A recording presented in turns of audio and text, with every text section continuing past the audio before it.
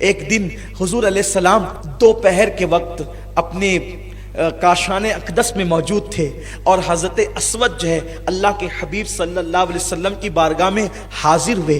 جب بارگاہ رسالت میں اسود حاضر ہوئے، حضور نے ان کو اکیلے دیکھ کر چاہا کہ ہر مرتبہ کی طرح اس مرتبہ بھی ان کے ساتھ دل لگی فرمائے، مذاق فرمائے۔ تو سرکار نے فرمایا، او اسود، اتنا بڑا ہو گیا ہے تو شادی کیوں نہیں کرتا؟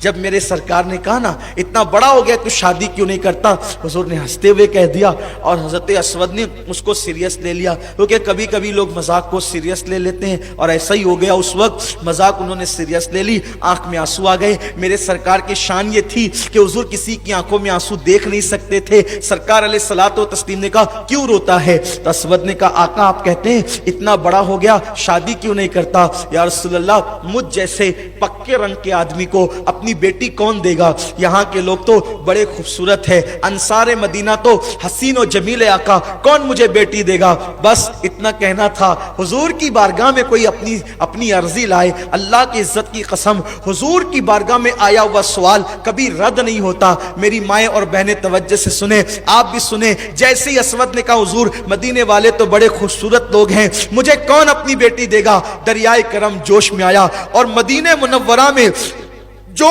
سب سے خوبصورت گھرانہ تھا، سب سے خوبصورت گھرانہ تھا، حضور علیہ السلام نے فرمایا جا اور جا کر کے ان سے کہنا کہ میں نے یہ رشتہ لے کر کے بھیجا ہے، وہ اپنی بیٹی کا رشتہ تیرے ساتھ طے کر دیں، اور وہ جب طے کر دے تو میرے پاس آنا، میں خود چل کر تیرا نکاح پڑھاؤں گا۔ قربان جائے، کریم آقا نے یہ بات کہہ تو دی، اسود کی ہمت نہیں ہو رہی تھی، حضور ان کے یہاں وہ تو بہت خوبصورت ہے۔ سرکار فرماتے ہیں جا اور ان سے میرا نام کہنا، جا اور ان سے میرا نام کہنا۔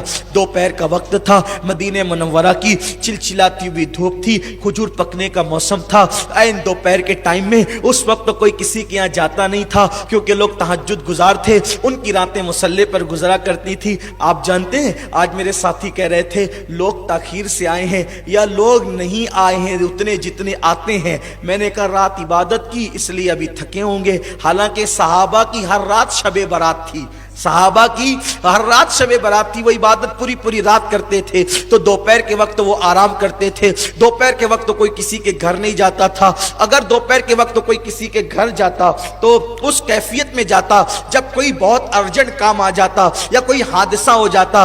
حضرت اسود گئے، دروازے پہ دستک دی، اندر سے آواز آئی کون؟ باہر سے کہا اسود۔ جیسے ہی سنا اسود تو دروازہ کھولا۔ اب چونکہ دروازہ کھولنے کے لیے اس گھر کے ذمہ دار آگے بڑھے تو ایک لوتی بیٹی تھی، بڑی خوبصورت تھی، حسن و جمال میں یکتا تھی، اللہ اللہ، باپ سے بڑا پیار تھا، بیٹیوں کو باپ سے بڑی محبت ہوتی ہے۔ عین دوپہر کے وقت اسود کے آنے کی اطلاع جب باپ کی زبانی سنی تو باپ کے پیچھے دبے قدموں سے چلنے لگی اور باپ کی اوٹ میں کھڑی ہو گئی کہ آخر کوئی حادثہ تو نہیں ہوا۔ دروازہ کھولا گیا، حدیث پاک کا مفہوم ہے، تاریخی واقعے کو اپنے الفاظ کے جامع میں پیش کرنا ہوں۔ جس طریقے سے حضرت اسود کی آمد پہ دروازہ کھلا، صاحب خانہ نے پوچھا اسود سب خیر تو ہے اتنے دوپہر اور چلچلاتی دھوپ میں اس وقت؟ تو انہوں نے کہا مجھے اللہ کے رسول نے بھیجا ہے۔ کہا ہاں اسود کہو بات کیا ہے؟ کہا اللہ کے رسول نے بھیجا ہے۔ ہاں اسود حضور نے بھیجا ہے، بات کیا ہے؟ اللہ کے رسول نے بھیجا ہے۔ ہاں اللہ کے رسول نے بھیجا ہے، کوئی بات؟ رشتہ۔ اوہو، دوپہر کی چلچلاتی دھوپ میں 3 مرتبہ کا اللہ کے رسول نے بھیجا ہے، کس لیے؟ رشتہ لے کر۔ صاحب خانہ سمجھے حضور نے اپنے لیے رشتہ مانگا ہے، کیا خوشی ہوگی؟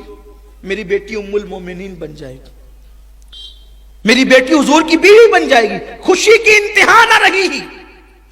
لیکن جب وضاحت چاہیے، کس کے لیے؟ میرے لیے۔ کیا بجلی گری ہوگی؟ اس واقعے کو اپنے ذہن میں رکھیں۔ اور ایک طرف ایک آدمی ہے جس کی 4 سائزنگ ہے، 200 لوم کے 50 کارخانے ہیں، اس کے یہاں کوئی بندہ گھر کے برتن دھلتا ہے اور سیٹانی اس گھر کی کار میں بیٹھ کر کے کسی کے گھر جائے، بڑے گھرانے میں، اور کہے میں رشتہ لے کر کے آئی ہوں۔ بولو اس وقت اس گھر والوں کی خوشی کی کیفیت کیا ہوگی؟ ہماری بیٹی کو اتنے بڑے گھر سے رشتہ آیا۔ لیکن اگر گھر کا کوئی فرد پوچھے کس کے لیے؟ سیٹانی صاحبہ، کہ وہ ہمارے یہاں جو برتن دھلتا ہے اس کے لیے۔ بولو ان کی کیفیت کیا ہوگی؟ ایک سیکنڈ میں خوشی اور اس کے فوراً بعد بجلی کیسے گرے گی ان پہ، بلا تمثیل، ملانے کے لیے نہیں، صرف سمجھانے کے لیے۔ ادھر کا حضور نے بھیجا، حضور نے تو بھیجا تھا، ہمت نہیں ہو رہی تھی میرے لیے رشتہ، 3 مرتبہ کا حضور نے بھیجا، حضور نے بھیجا، حضور نے بھیجا۔ جب کہا کس لیے؟ رشتے کے لیے۔ انہوں نے سوچا رشتہ حضور ہی کے لیے، خوش ہو گئے۔ لیکن جب بذاچہ کس کے لیے، گمان بھی نہیں تھا، ایک حبشی آزاد کردہ غلام کے لیے حضور علیہ السلام رشتہ مانگیں گے؟ اسود تمہارے لیے؟ ہاں میرے لیے، حضور نے کہا ہے۔ تمہارے لیے؟ ہاں میرے لیے۔ اب اس صحابی کے لیے 2 چیزیں تھی، بیٹی کو مطمئن کیسے کریں کہ ایک پکے رنگ کے حبشی آزاد غلام، آزاد کردہ غلام، ایک حبشی غلام جو آزاد کر دیے گئے ہیں، ان کے ساتھ اپنی حسین اور جمیل بیٹی، وہ بھی مدینہ منورہ کی حسین بیٹی، اس کے ساتھ بیاہ کر دیں۔ بیٹی کو کیسے منائیں گے؟ کس طریقے سے بیٹی کو مطمئن کریں گے؟ بیٹی کو اطمینان کیسے ہوگا؟ ایک طرف بیٹی کا مستقبل ہے، اور اگر نہ کہہ دیتے ہیں تو ایمان چلا جاتا ہے۔ حضور کی بات کا انکار کرنا کفر ہے، حضور کی بات کا انکار کفر ہے۔ ایک طرف بیٹی کا مستقبل ہے، ایک طرف ایمان کا معاملہ ہے، کیا کریں؟ وہ صحابی فیصلہ نہیں کر پا رہے تھے، لیکن تاریخ کے سنہری حرفوں کے ساتھ یہ بات اسلامی تاریخ میں لکھی ہوئی ہے۔ ابھی ان کی زبان کچھ جواب دینے کے لیے کوشش ہی کر رہی تھی، گویا کہ ان کا ذہن الفاظ کو ڈھونڈ رہا تھا۔ ایسے میں ایک نرم و نازک ہاتھ ان کے کندھے پہ آتا ہے اور ان کے کندھے کو دباتا ہے۔ جب وہ ہاتھ سے کندھا دبتا ہے تو وہ باپ جب پیچھے مڑ کے دیکھتا ہے تو وہی حسین و جمیل بیٹی پیچھے کھڑی ہوئی تھی، آنکھ میں خوشی کے آنسو تھے، اور کہہ رہی تھی بابا دیر نہیں کرنا، جلدی سے ہاں کہہ دینا، جلدی سے ہاں کہنا۔ آنے والے اسود کو مت دیکھو، بھیجنے والے رسول اللہ کو دیکھو۔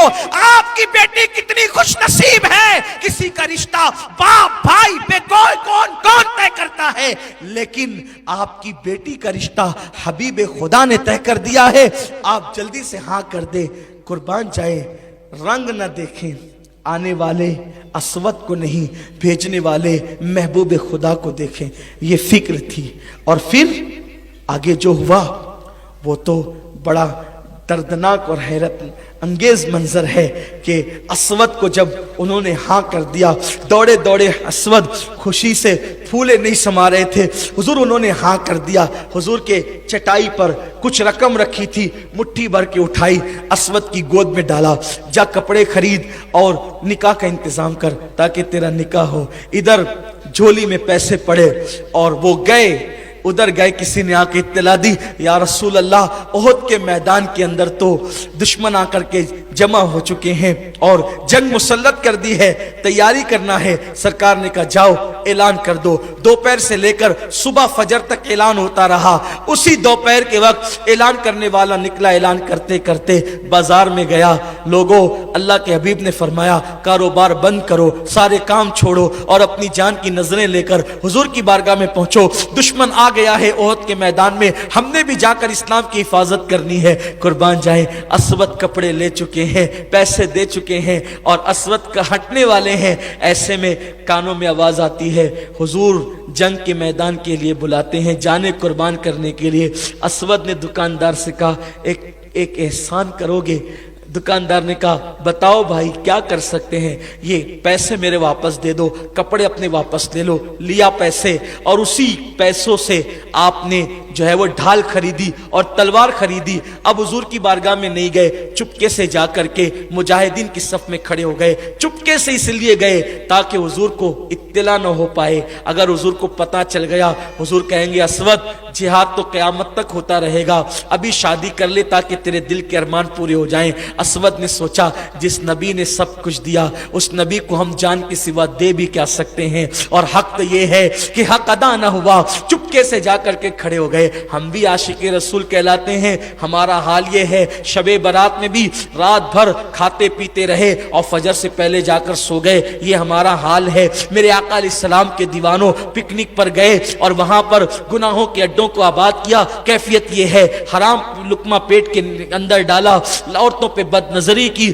نمازیں ترک کی, داڑیاں مڈا کے گٹروں میں پھینکا. یہ اپنی زندگی کا کل معاملہ ہے, کل حال ہے. میرے آقا علیہ السلام کے دیوانوں وہ کیسے عشاق تھے. سوچو اتنی خوبصورت بیوی ملنے والی ہے اور چند لمحوں کے بعد ملنے والی ہے, لیکن اسود جانتے تھے کہ سب چیزوں سے زیادہ محبت کرنا حضور سے یہ ایمان کی نشانی ہے. اگر حضور سے پیار نہیں تو کچھ بھی نہیں, حضور سے محبت نہیں تو کچھ بھی نہیں, حضور سے عشق نہیں تو کچھ بھی نہیں. بمصطفیٰ برسا خیشرا کے دی ہم اوس, اگر بہو نہ رسیدی تمام بولا بیس. پورا کے پورا دین محمد الرسول اللہ کا نام ہے. اگر ان سے محبت نہیں ہے تو پھر کچھ بھی نہیں ہے. جو ان کے قدموں سے دور ہو گیا ابو لہب میں اور اس میں کوئی فرق نہیں ہے.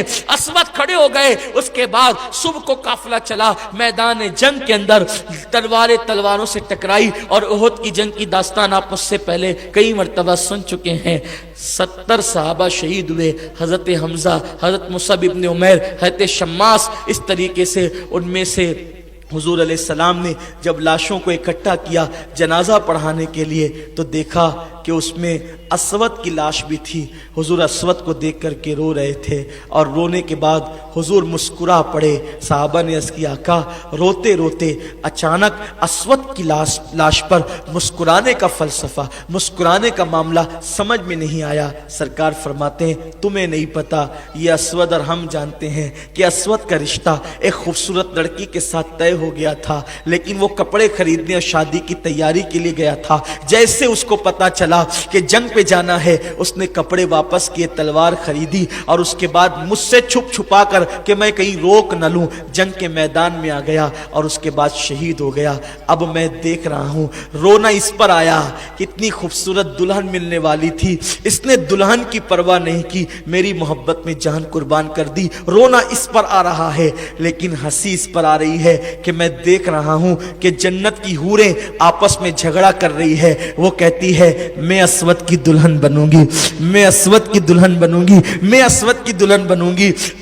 حوریں لڑ رہی ہے عاشق رسول کے لیے کہ اس کی دلہن میں بنوں گی. میرے آقا صلی اللہ علیہ وسلم کے دیوانوں, میں اپنی بہنوں سے یہ نہ کہہ دوں ارے نادان, اگر پکے رنگ کا انسان سچا عاشق رسول بن جائے اس کی دلہن بننے کے لیے حوریں جنت کی لڑتی ہے. تو کہاں کہہ رہی ہے کہ جس کے چہرے پہ داڑھی ہے میں اس سے شادی نہیں کروں گی, ارے اس کے لیے تو حوریں لڑ رہی ہے. تو کہاں کہہ رہی ہے میری بہن کہ جس کے سر پہ ٹوپی ہے اس سے شادی نہیں کروں گی. دیندار بیوی ڈھونڈو, دیندار شوہر ڈھونڈو, انشاءاللہ زندگی خوشی سے گزرے گی. اللہ سے دعا ہے اللہ مجھے آپ سب کو عمل کی توفیق دے.